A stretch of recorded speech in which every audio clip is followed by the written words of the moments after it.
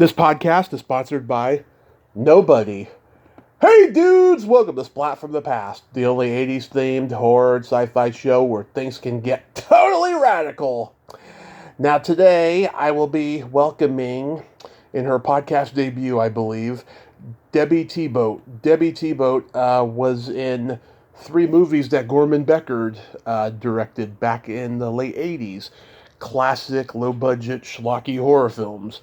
Psychos in Love, Galactic Gigolo, Cemetery High, celebrating its 35th anniversary.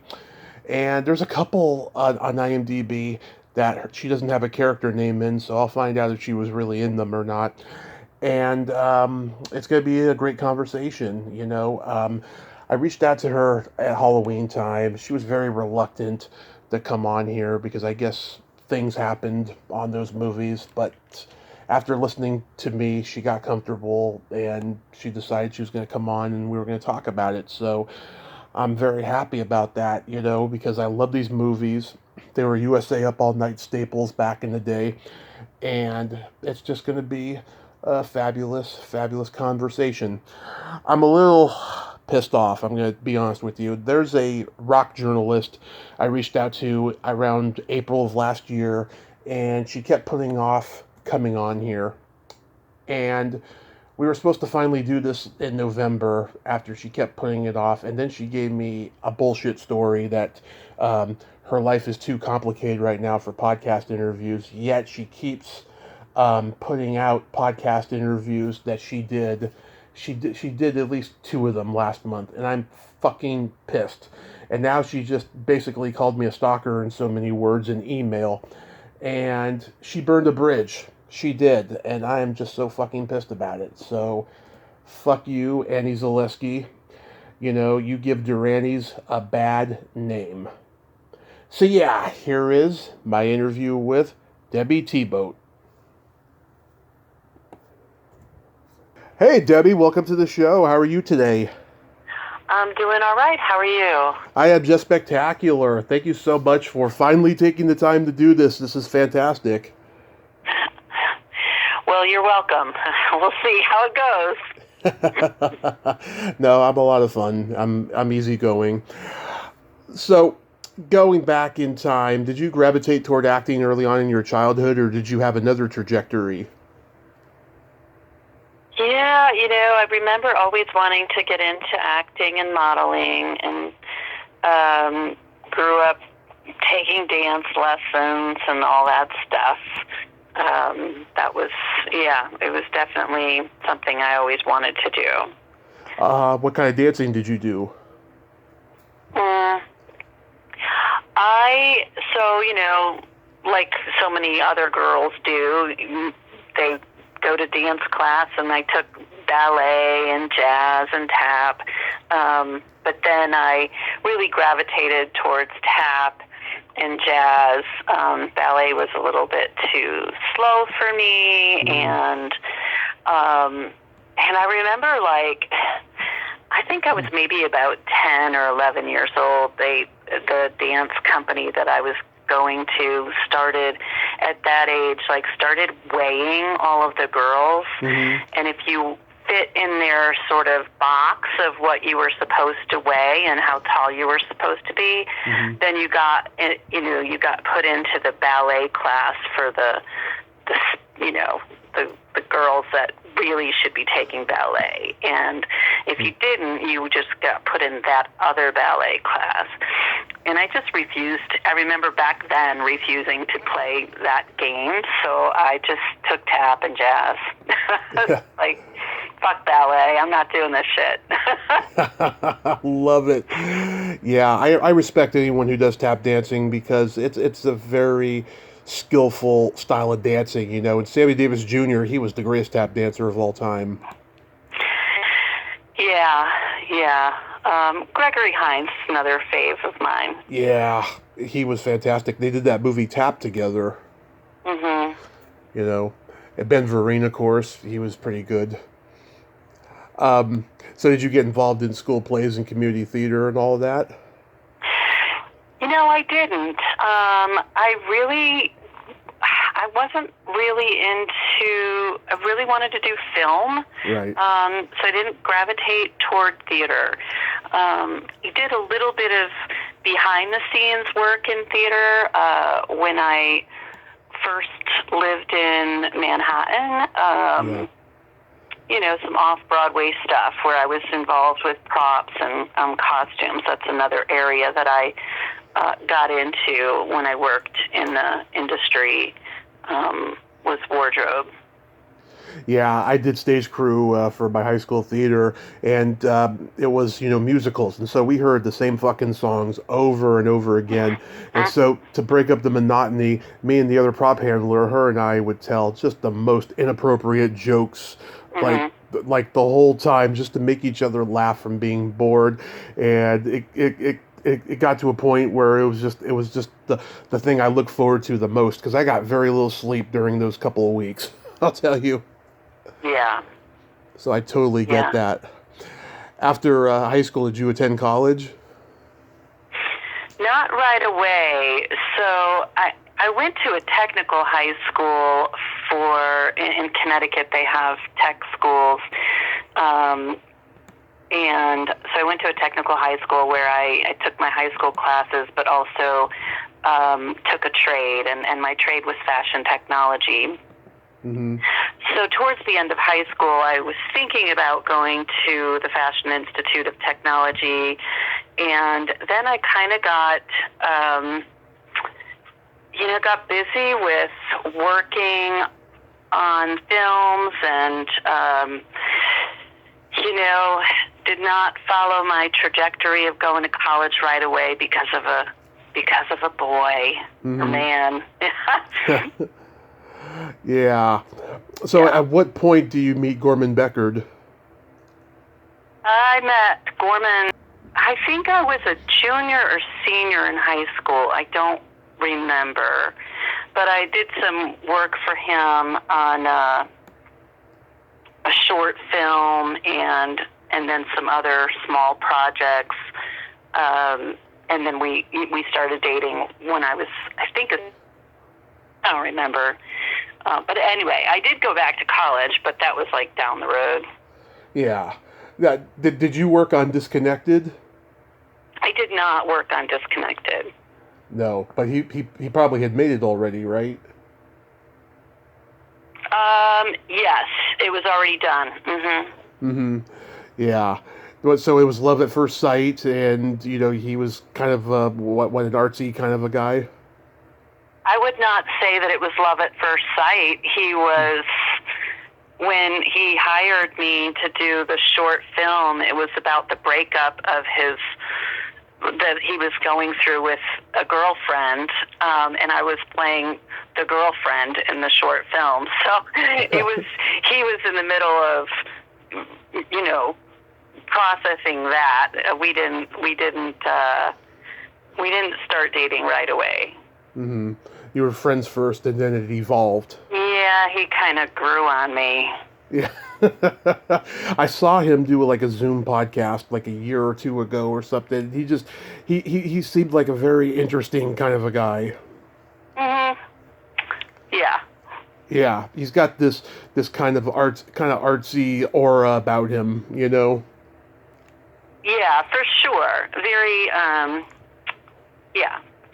very creative mind. Mm-hmm.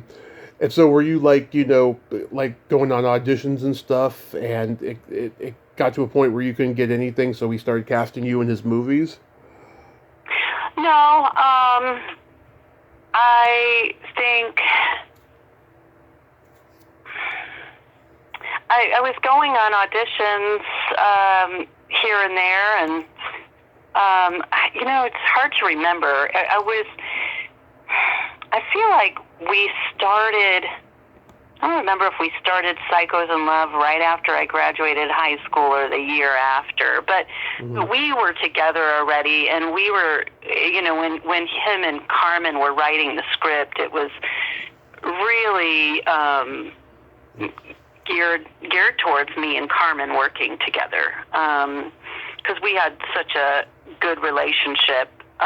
We knew each other. We were good, we had a good friendship and a good, chemistry, all three of us together. So we kind of were. It just evolved from there. Mm-hmm.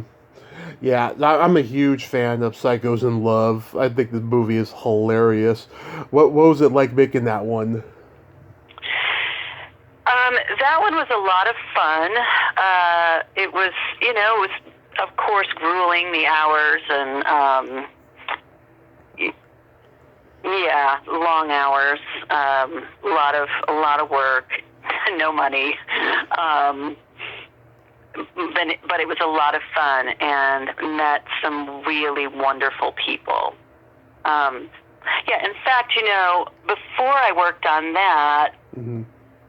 I worked on a film called And Then that Gorman did, and I was not in that. I helped with wardrobe, but that was prior to Psychos in Love. But anyway, so met some great people there on that set, as well as Psychos in Love. I'm still really good friends with Frank Stewart. We talk, pretty regularly, and keep in touch. And and Jan Ratter have some really good long-term friendships from that. Yeah. Even though my life went into a completely different direction than the film industry.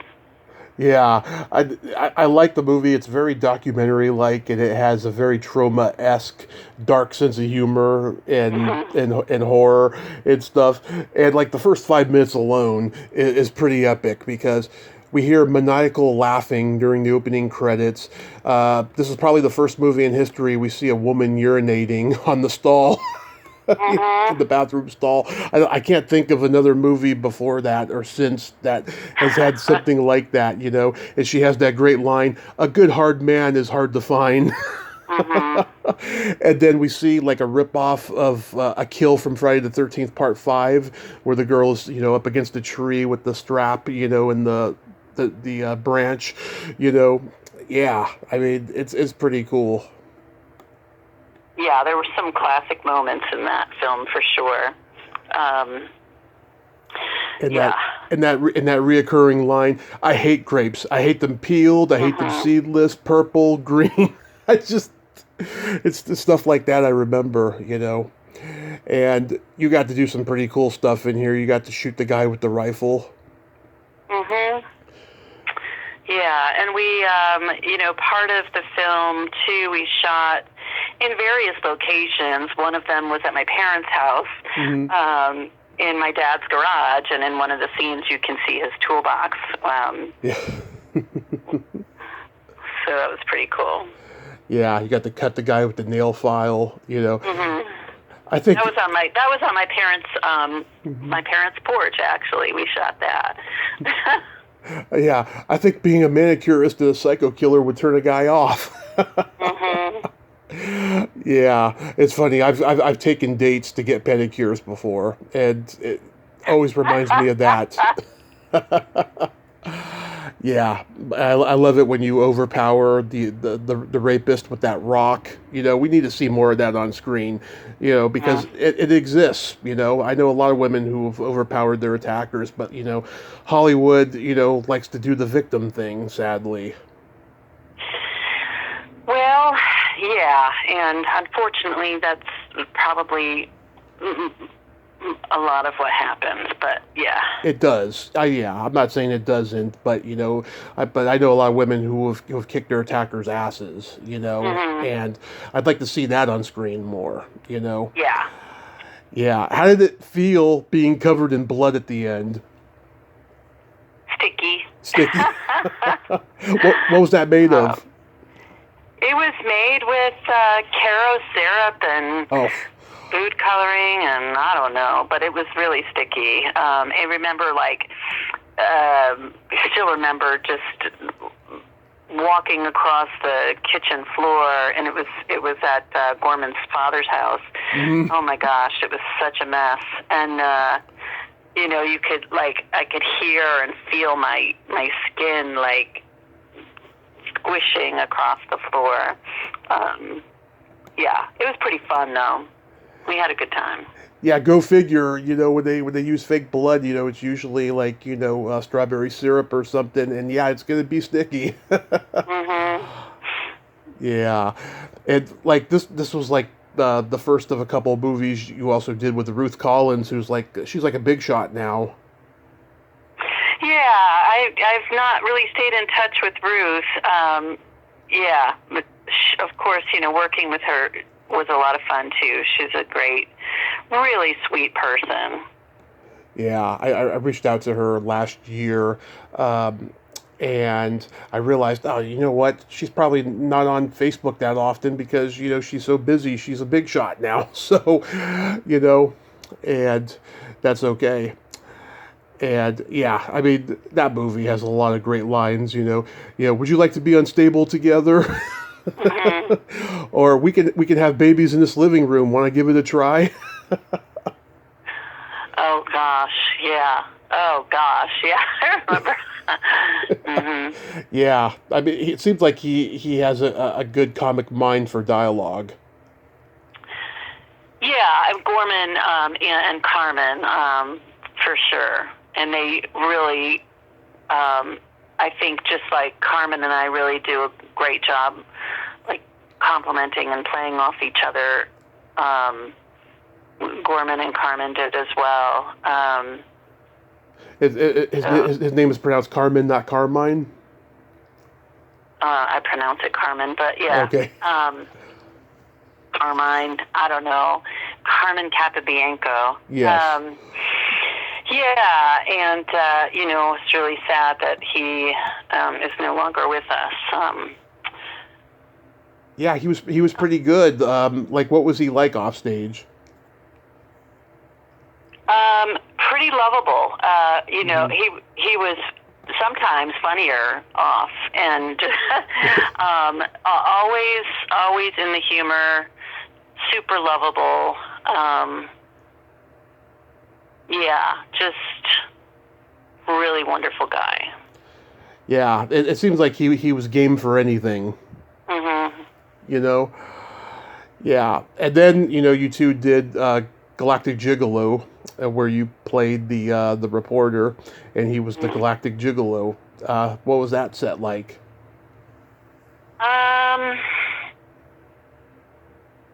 That was.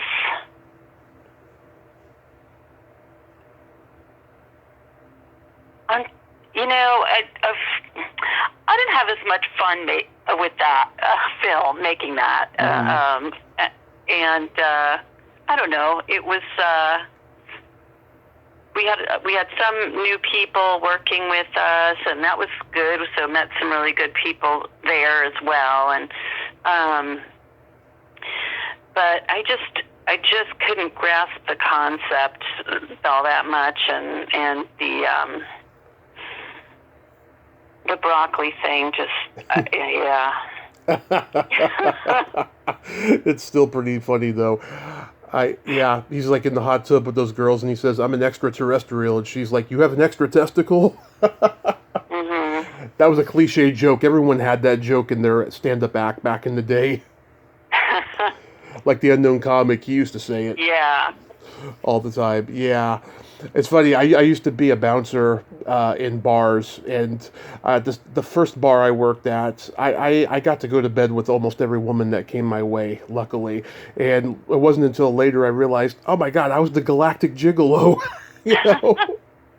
I was lucky, Of course, I was a lot thinner then, and I had more hair. Mm-hmm. But that's sad that wasn't a better experience. Well, and I think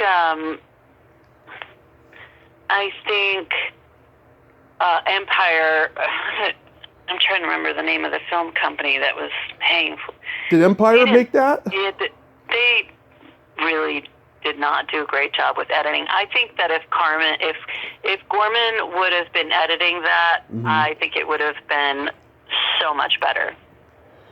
Yeah, because if that was an Empire movie, yeah, Charlie Band his movies are not the best edited. You know, I like a lot of them, but they're not. The editing has never been their strongest point. Yeah, it was an Empire movie, and yeah, I think it would have been so much better if Gorman were editing it in the kitchen where like he did Psychos in Love. Yeah, yeah, they were seeking out a lot of movie directors from other parts of the world besides L.A. and stuff. You know, Charlie Band shot a lot of his movies in Italy. He had like a full-fledged studio in Italy that his father had left to him when he was making movies and stuff. But this movie, it was shot in Connecticut, right? Yeah. Yeah. Yep, and a lot of the same locations that Psychos in Love was shot at. Mm-hmm. You guys would just like use your houses or places you worked at during the day and stuff like that. Our houses, our parents' houses. Gorman's father owned a couple of bars in Hartford, Connecticut, so we shot there a lot too. Yeah. Mm-hmm. Now, I've always liked Cemetery High, but I read that Gorman didn't have any control over the movie. Yeah, I feel like at that point, yeah, that was another Empire, and I mean, that movie was really challenging. I think for different reasons. And I think the challenges started in Galactic Gigolo, and then by the time we got to shooting Cemetery High, it was definitely heightened. The fact that, you know, Gorman was being sort of controlled by Empire and what they wanted versus his own, you know, creative mind, sort of fighting with that. And also we were not getting along in the middle of a breakup. So during Cemetery High. Oh my God. Would you say that was the most difficult of the three?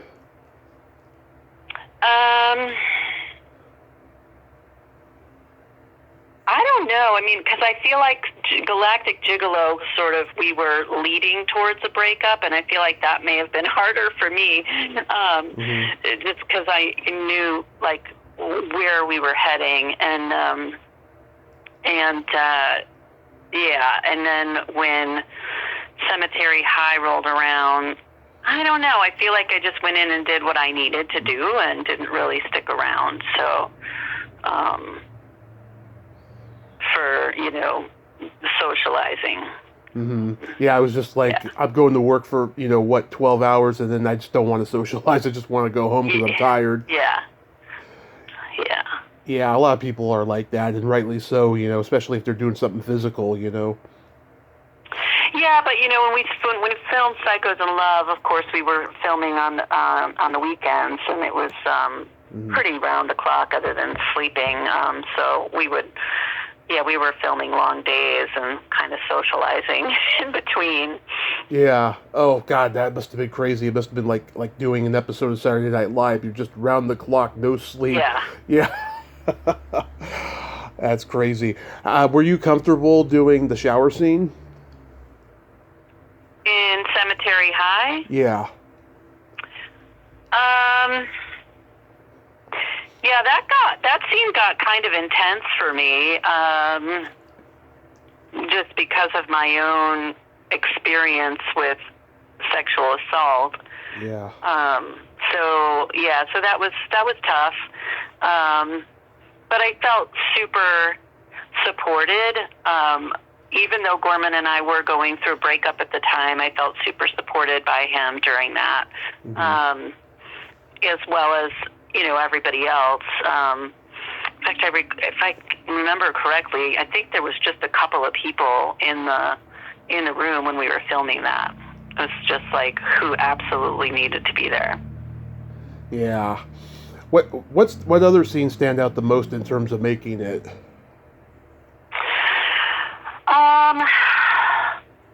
Oh God, I don't don't know. I really don't think about this stuff that much, so it's like, I would probably say I could. Yeah, I'm not sure about Cemetery High. It's kind of a fog. Yeah. I would say, like, Psychos in Love, there were definitely a lot of fun scenes. I think one of my favorite, one of my favorites to shoot in Psychos in Love was when Cece kept coming back to life in the living room and kept, like, we'd kill her and she'd come back to life, and that was pretty funny. Well, in both movies, you got to use a chainsaw. Yeah. But Cemetery High, I don't know. I mean, I think that was definitely a scene that stood out for me because it was really challenging. And I think, I really can't remember. I mean, I don't know. I think I had a lot of fun with the wardrobe in that movie, because I was involved with that. And I really liked, dressing the girls and the parents, Carmen and Donna Davidge as my parents. That was a lot of fun. Nice. So during that period, were you going through a phase where you were cutting your hair that short? Yeah. You looked really cute with it. I like girls with androgynous hairstyles. Yeah, I don't think I've had it that short since then. Yeah. Well, but you looked great with it, and it worked well for the character. So, when was the last time you saw Gorman?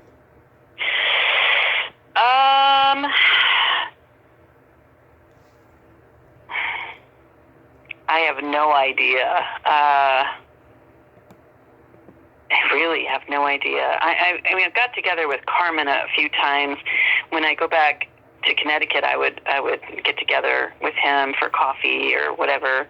And so I saw him maybe a year before he passed away. Gorman, I really don't know. It's been probably well over 15, 20 years maybe. Yeah. I saw him on the Zoom thing for Carmen's memorial, but and have communicated with him a little bit, through Facebook here and there about, Carmen and stuff like that. Nice. Now, that movie you mentioned before that you did wardrobe on, which one was it again? Well, I did on all of them, actually. Psychos in Love, Cemetery High, Galactic Gigolo. Oh, I could have sworn you mentioned another one. And Then. And it's called And Then? Yeah, and I also did, for another company out of Connecticut, wardrobe for a movie called Tin Star Void. That sounds familiar. Yeah, I'm trying to remember the names of the folks that did that, but... I can look it up. And some stuff, and, after I moved to New York City and was working there, some stuff, too. Right. Were you in Assault of the Killer Bimbos? No. So, Assault of the Killer Bimbos was the original name for Cemetery High. Oh. And Charlie Band, I think, which took our name and gave it to this other film and renamed ours. In fact, we had to go back and shoot some scenes because we needed high school in it, because we didn't have high school in it originally. Yeah. Or cemetery. That sounds like something Charlie would do. It definitely does. How about Death Collector? Oh yeah, that was Tin Star Void. Oh, okay, that's ten star void. Okay, yeah, because Yeah. they're on IMDb and like you don't have character names here and they're just there. So yeah, I didn't know. I had to ask. You know. So what? So after the breakup, is that when you're like, I don't want to do this acting thing. I want to go into social working. No, not right away. After we broke up, I moved to New York and worked for a little while in. I was there for a few years, doing some. I worked for a television station for a little while, doing props and wardrobe for a puppet show called Catmandu. And I did a lot of behind-the-scenes stuff for a while. Did some jewelry design, worked for a jewelry designer for a while. And yeah, just kind of jumped around doing some smaller commercials and things like that. I worked for a photographer's studio for a while. He did some major print ads, and that was, I don't know, I had a lot of experiences, and that was one of those experiences that led me to like, this is bullshit, like, because the guy that I was working for, and I don't remember his name, he was an older guy, he was a great photographer and did a lot of print ads, and I was managing the studio, and he knew that I wanted to bump up my modeling portfolio, so he had agreed to take to do some pictures for me. And in the middle of our photo session, you know, I looked up and he was jacking off, and I was just like, what? And those types of things, like, were not, like, it was not an isolated incident. Yeah. And so, I don't know. I mean, I felt like, yeah, it's just the industry sort of left me with a bad taste of, you know, just a lot of creepy assholes. Oh my God. I'll tell you something. I'm open about being a kinkster and all of that stuff, right? But the key words are like-minded. You know, you want to surround yourself with like-minded people, not people who are going to be uncomfortable by that shit. I don't understand those people, you know? I really don't. Yeah. Oh my God. I'm so sorry that you had to go through that. That is just wrong. And you know, I met some great people that I still communicate with all these years later. When I worked on Death Collector, I'm trying to remember. Yeah, I worked on Death Collector, became really good friends with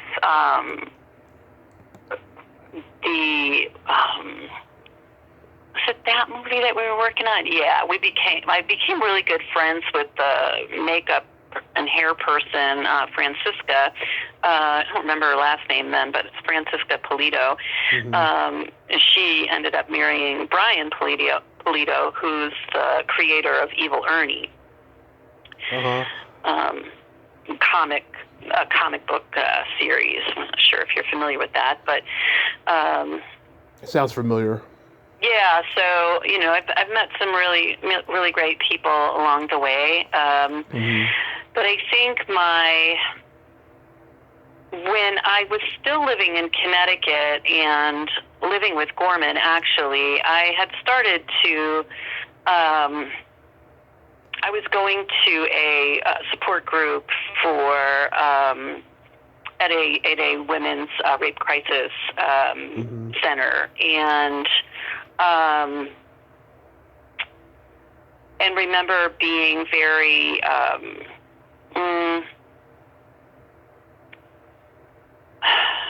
trying to think of the word. The woman who led the group was just very motivating and life-changing for me. So there were some sort of nuggets that happened along the way for me to move towards social work, but one of them for sure was when I was living in New York. I remember very, very clearly one day I got onto the subway, and there was a gentleman who was in tattered clothes, black man with long hair, like kind of dreads, and he was laying on the floor of the subway. He had a little bit of blood coming out of his nose, and he was holding an empty Jack Daniels bottle. Mm-hmm. And everybody got on and off the train, just like stepped over him and acted like he wasn't even there. And I did the same thing. Like, I got on the train, walked around him, sat mm-hmm. down, and then when it was time to get off the train, I got off and the door closed. And I remember the door closing and saying out loud to myself, I do not want to be like this. Yeah, I've had those moments. I've seen people, and I don't want to be like him. I don't want to be like her, because, I sent you my bio. I fell down a rabbit hole of alcoholism and partying and lots of crazy shit. And it just, after a while, I still remember those people. Don't know their names necessarily, some of them, but I was like, I don't want to be that person. Yeah, and it was like very clear that I didn't want to be like everybody else, just walking by this problem laying on the floor. Yeah. It was just very, detached and cold, and so that was definitely a defining moment for me to head towards the direction of leaving the industry and going into social work. Oh my God! How old were you when that sexual assault happened? I was in my teens. I'll just leave it there. Okay, yeah. I'm just curious. Have you worked with kids and educated them on sexual assault and how it can happen and all of that? Well, somewhat. I mean, surprisingly, I think that Creator takes us down this path and opens doors for us that we don't necessarily plan. Mm-hmm. And when I first started my education in social work, I was very clear that I wanted to work with women and work on, women's issues. And I remember telling one of my first professors that I did not want to work with the homeless population. Mm-hmm. I did not want to work with youth, and I did not want to work in addiction. And so my first job was at a youth emergency shelter. And my second was running a day center for the homeless population in Waterbury, Connecticut. And then from there, I continued doing everything I said I didn't want to do, working with people with HIV and working in addiction, working with gang-involved youth, mm-hmm. And community mental health. So, yeah. I mean, so there's been moments of being able to educate, but I needed to be doing this other work that I was wanting to avoid. Oh, that's understandable. I mean, God, I know I have a low tolerance for kids and the homeless too, so I probably would have been that the same way, Yeah. Yeah. But at least you're making a difference in people's lives, and you're happy, and that's all that matters. Did you end up getting married and having kids? Yeah. So I left. Mm-hmm. Moved out of New York and back to Connecticut. Started going back to school. Met my former husband. We grew up down the street from each other. So, and his brother was my best friend's boyfriend all through high school. So we knew, of each other, but anyway, and I did, I was married, in school, working, having kids, all of that. And then about after 6 years of being married, we separated, and I became a single mom, still working full-time and going to school part-time and raising a 3 and a 5-year-old girls. And it was the three of us a lot, for various reasons. And and my daughters are named, my first daughter is named Kate.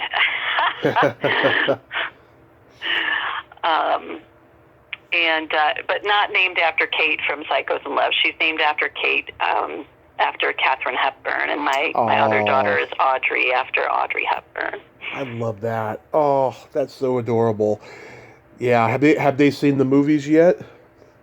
My younger daughter, Audrey, has seen Psychos in Love several times. She absolutely loves it. We moved to Western North Carolina when they were in high school. She was just beginning high school, but after high school, she moved back to Connecticut, and she met up with Carmen, and she's a big Psychos in Love fan. My other daughter has never seen it and says that she never will watch it. Oh. She just doesn't. She doesn't want to see her mom doing anything like that. Oh. So I respect that. Yeah. I would imagine it's a little weird. I mean, it's a little weird for me today when, my husband and I had not shown my husband the movie until we've been together for about 10 years, and I think he finally watched it with me maybe a year ago. I was like, okay, I'll let you watch it. And it's kind of weird. So I can understand how she's just like, nah, I don't want to do that. Yeah, I'm friends with a couple people that have been on the podcast that live in North Carolina. If I ever have a reason to go to North Carolina, I'd love to see all of you. Yeah. Yeah. Beautiful place. How long you been there overall? I've been in Western North Carolina for about 15 years. I hear a little bit of an accent there. Yeah, you pick one up. Yeah. You definitely still have that Connecticut mouth, though. I do. Yeah, my husband kind of makes fun of, it doesn't, he just makes sure I know some of the words that I say that he finds kind of endearing. Well, it's wonderful, Debbie, and you are wonderful, and I'm so glad that you're still here and you survived that scene and that you're making a difference in people's lives. I hope this was comfortable for you. Yeah, it was. And it's been a good journey. I think everything that happens for a reason, and I needed to be a part of that for everything else in my life to unfold the way it has. Yeah. Well, you have yourself a great day. Be safe out there and stay in touch, okay? Thanks. Thank you so much. Bye-bye. Bye. Well, there you have it. Debi Thibeault. Ain't she a sweetheart? Oh, what an amazing, amazing woman. A true inspiration. I was expecting something a lot more graphic and darker and more, horrific, but getting sexually assaulted as a teenager is just, just hearing that alone is dark and horrific enough, and I was expecting a lot more, but that and the guy jerking off, that was just so fucking awful. But I'm glad she's here to tell the tale. Well, until next time, this is Tommy Throwback Kovac saying there's no shame in living in the past because the present sucks. Later, dudes.